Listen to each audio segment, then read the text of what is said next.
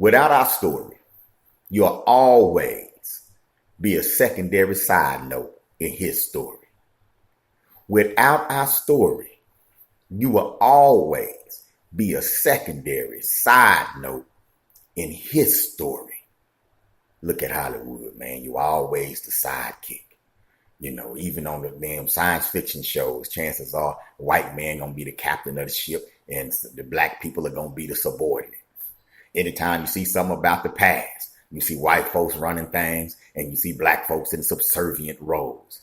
It's almost as if we are meant to be second-class citizens. It's almost as if we're meant to be slaves. We're meant to be the footstool of white people, that we're constantly chasing their standard. We're constantly trying to prove to them that we're human beings. You know what I'm saying? And if you knew how we got here, you wouldn't participate in that chase.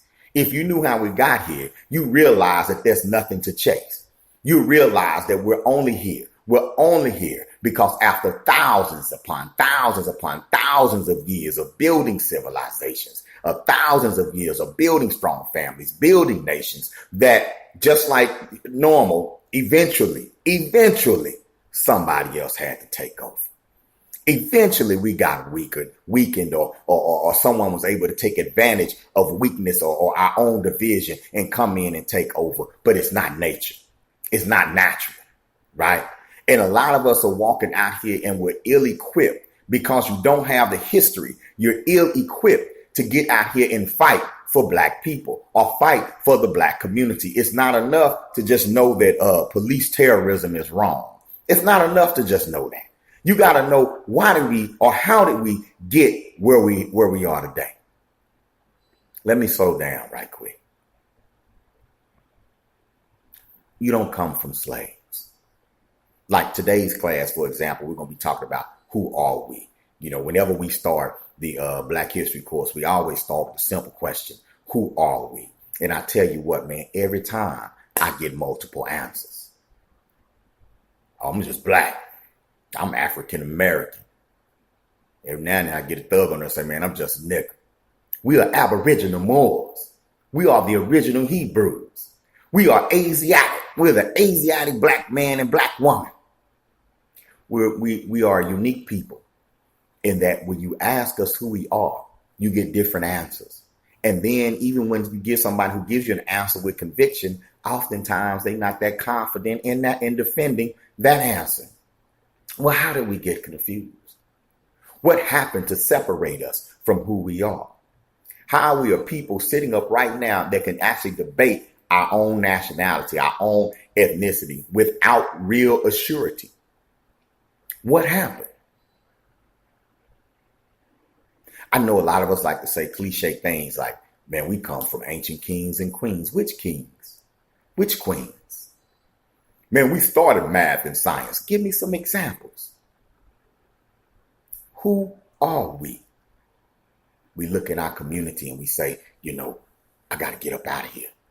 I got to get up out of here. Like, where does that come from? That mantra that says, in order to be successful, you have to move out of the black community. Where does that come from? And how has that affected the black community? And how does not knowing or having confidence in who we are reinforce that stereotype? How many of the stereotypes that we fight against do we actually reinforce? I'll give you an example. You could grow up in the hood. You get a little piece of success. You say, I'm supposed to move up out of here. I can get up out of here. I can get up out of here. And everybody's rooting for you. We rooting for you. Man, you can leave. You can get up out of here. You can get up out of here. Then you get up out of here and you move into a white community and they look at you like the niggas are coming. And you looking like, but I'm not like them. Are you looking like, oh no, they going to discriminate against me? How you going to discriminate against me? Oh no, they going to say nigga go home. Oh, they acting like they don't want somebody black in their community. I ain't putting up with that kind of racism. But aren't they showing you the same kind of racism that you just showed your community? You got up and got successful to move away from black folk. And now you want to get mad at them because they don't want black folk in their neighborhood. But evidently they got the same opinion about black people that you do. And we don't see the hypocrisy in that.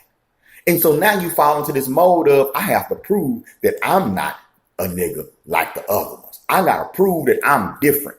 I'm not ghetto. I'm not ratchet. I'm not like the rest of them. And in your whole very existence is proof of all those negative stereotypes. Your very existence. Now, by you saying, I got to show that I'm not like the rest of them, what are you saying about the rest of them? You're saying the exact same thing about the rest of them that Trump says about the rest of them, that the prejudiced Republican says about the rest of them, that the people who looking at you funny, turning their nose up at you, the ones that won't give you a promotion at your job, the way they looking at that same racism, you believe that. And you're reinforcing that because it's been internalized. But how can you fight it? How can you fight it without controlling your story? How can you fight it when you think your history began when they picked you up on a slave ship? How can you fight it when you say, man, slavery was wrong, but I don't want to be in no Africa with no bone in my nose, hollering ooga booga? How can you fight it when you think that's what you was doing in Africa before white people came? How can you fight it? How can you fight for something you want to get away from? And how can you fight the feeling that success means to get away from it? You got to understand the history. You got to build institutions inside the community to tell a history. It seems like I've been running up and down the street my whole adult life saying, no, we are not that. We are not the niggas, the thoughts, the hoes. No, we are not that. No, we're not Negroes. No, we're not the ones we're not people who should just be happy that white people accept us. No, that's not us. We're more than that. We need to accept ourselves. But how can you accept something with such a negative story? How can you accept something that you don't know anything about? That's why we need to be enrolling in these courses.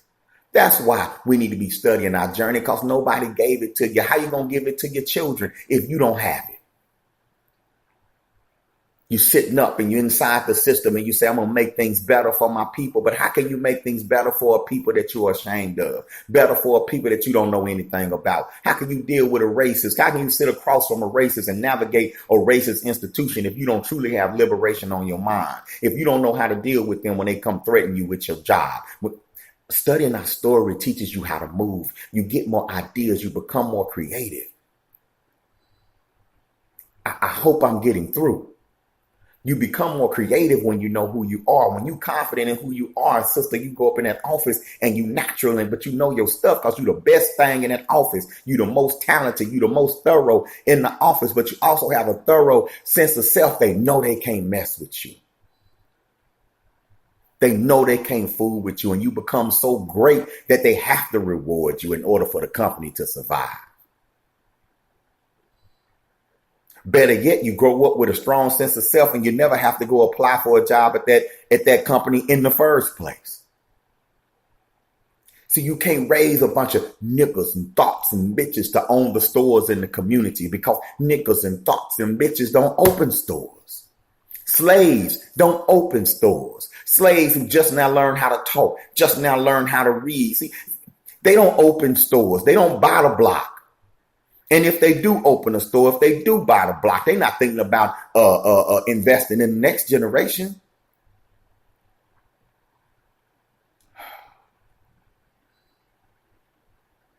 It matters, man.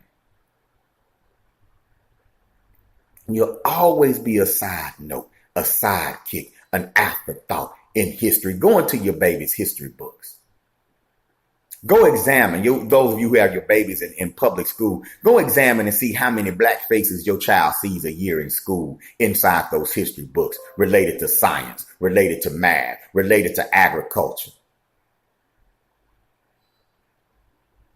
Go check out the public school and see if the most popular black kids are still just the ones that can run and jump and dunk a basketball. Or nowadays, rap. And the ones that's rapping, what they rapping about and why they rapping about that.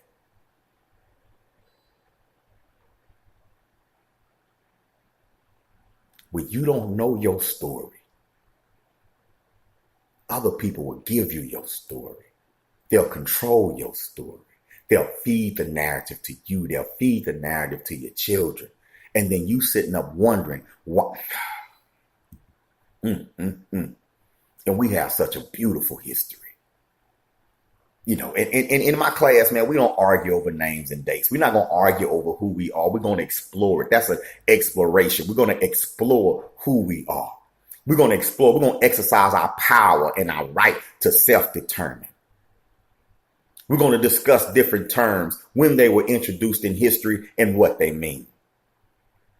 We're going to discuss the importance of a name, what a name should signify, how a name can be used as a tool. Most importantly, we're going to discuss the power of being able to name yourself and to stand on it and to build on it.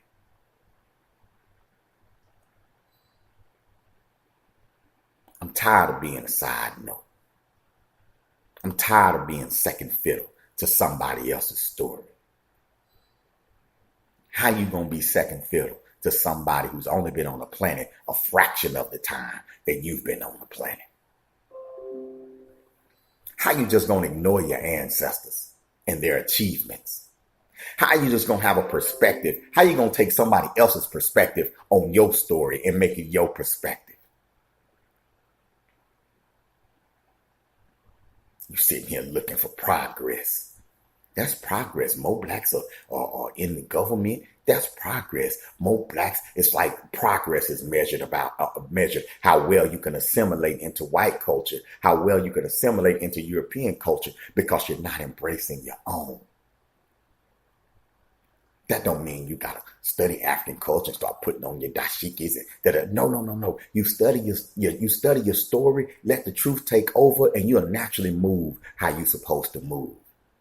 Everybody not going to look like, we ain't trying to be an African that lived 500 years ago. You're trying to be a powerful new African now, and you're trying to establish and build institutions that'll build and mold the new African of the future. See, you can't control your future unless you get a hold of your past. And that's what the course is all about. It ain't about hating people. I don't want to hate white people. If you don't have hatred in your heart, it's not going to be in your heart because you learn the story. It's almost like we're like, ooh, if I find out what white people really did, I don't know if I can hold it together. Let me keep this version, because the version of history that we're taught to be like upset, but then we're taught that we overcame, and good white folks stood up and good black folks stood up and they held hands. Now everything is okay. And so we got this watered down version of history, that feeds the conditioning, that says, don't get upset at white people. Don't be mad at white people. Now, being mad at black people is permitted. You can move away from black communities. You can turn the other way when drugs and everything's being pumped inside the black community. You could ignore black owned businesses. That's okay. That's okay. You can not support independent black schools. That's okay. But don't you get mad at white people. You can say niggas ain't shit. You could put songs on the radio. I'll kill a nigga. Fuck a bitch. I'm a bad bitch. I'm the bitch. You can do all that's okay. All that's okay. But don't get mad at white folks, and don't accept a version of history that might cause you to get mad at white folks. God don't like that. God don't like ugly. So if you accept the version of history that makes you ugly, then that means God don't like you. A lot of us call ourselves African American, but you running around here trying to be an American. You ain't even exploring a part of you that's African. And you're robbing yourself. You're robbing your children of a wonderful, powerful, biblical heritage where you're not learning our story, when you're not reading our authors, when you're not following our scholars. You look at everything different when you start studying African achievement. You look at architecture different. You look at math different. You look at science different. You look at engineering different. You look at everything different. Government different. You look at everything different when you have a new frame of reference. You're right, Miss Marguerite. We got it backwards. But it's going to be backwards when you try to look at life through somebody else's eyes. It's going to be backwards. We don't see our power. We don't see the power in our youth. See, black men don't see the power in black women, so we disrespect black women. Black women don't see the power in black men, so we disrespect black men. Black men and women don't see the power in black children, so we neglect and we throw away our children. Even while raising our children, we throw away our children. Even many of us who have our children in our homes every day are throwing away our children simply because we don't really know who we are. Baby did good in school, was on the honor roll, got out, sent them off to go to a predominantly white institution, college. They get their degree, they go off, get a good job, leave the hood, and they doing good, but you just threw away your children. You threw them away. Yeah, they're away into a life where they're making a little money, they're doing a little something else, but woo, they would have been a great asset to our community. Who y'all could have came together and bought some family land. Y'all could establish some whole new legacies, but because we think acceptance, we think success means evacuate the black society, evacuate our community, and become an asset in the white community. We're throwing away our children to prison, to the suburbs. We're throwing away our children. We're giving them our best and our brightest. They're making money off the ones that fail and the ones that succeed.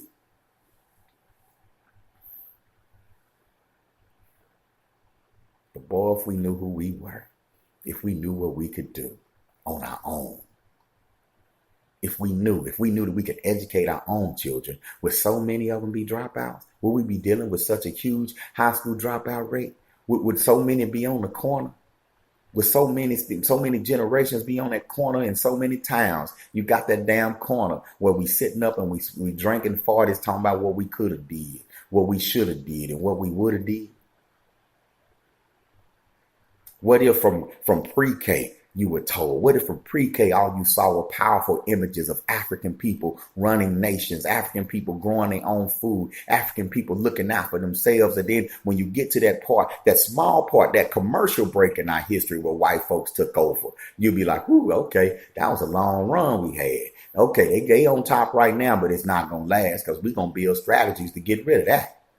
We're going to build strategies to put this world back in order. But no, we spend a bunch of time building strategies to go along, to get along, to fit in, to assimilate, so we could keep that white domination in place, so we could keep racism in place, so we could keep destroying the environment in place. We want to work for the institutions that destroy the environment. We want to work for the institutions that wrongfully imprison other people. We don't want to solve the world's problems. We are growing up and being raised to be a part of the world's problems. And we think that it's bigger than us because our story is so small.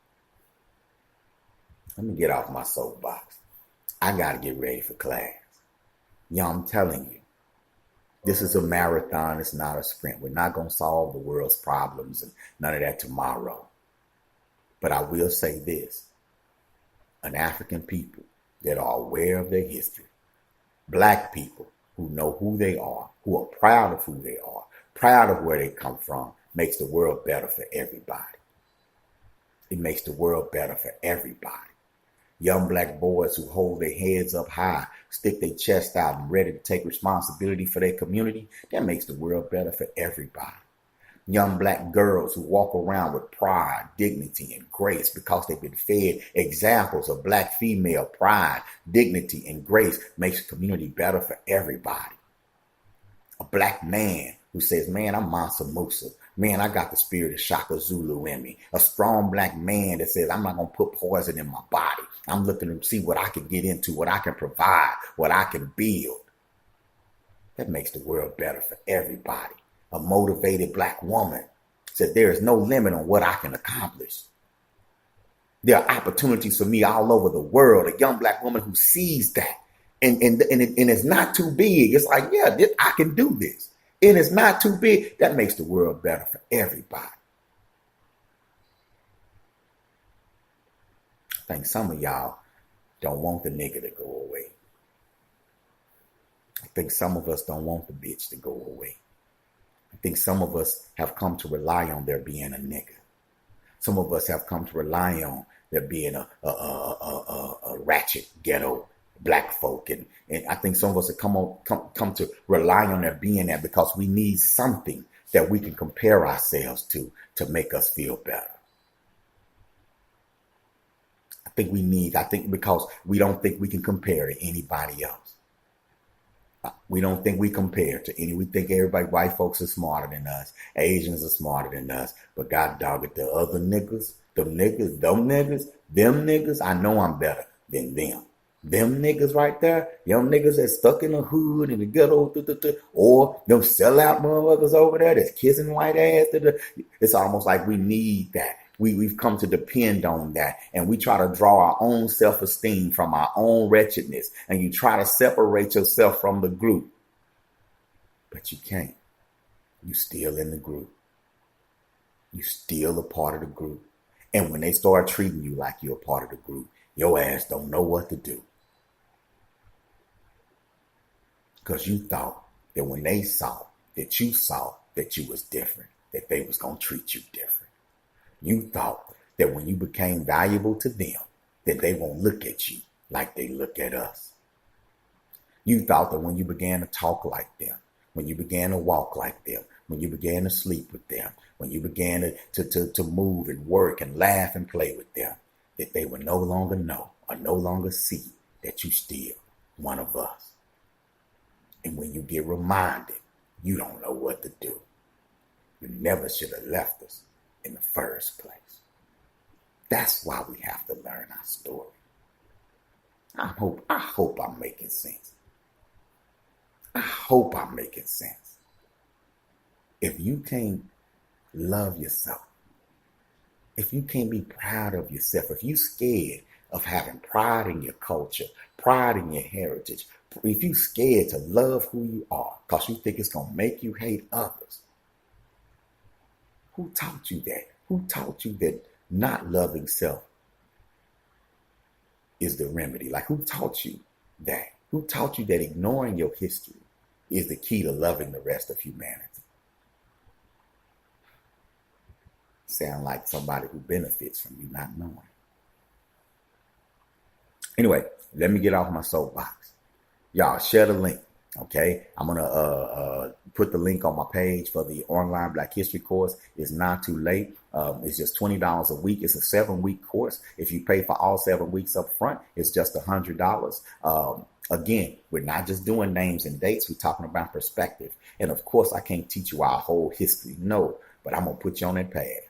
Ooh, I'm going to show you where the information is. You're also going to get access to a digital library I have. It's like thousands, literally, of books that related to us, related to our history, from being a part of the class. So hopefully you watch this and you're like, man, let me get down. I got some time from 11 a.m. Central Time, 11 a.m. To 12:30. Carve out a little time and let's check this out. Check out the class. All right, I love you. I don't mind telling you, this has been a quick Saturday build with Amin. Without our story, you'll always be a secondary side note in his story. Black power.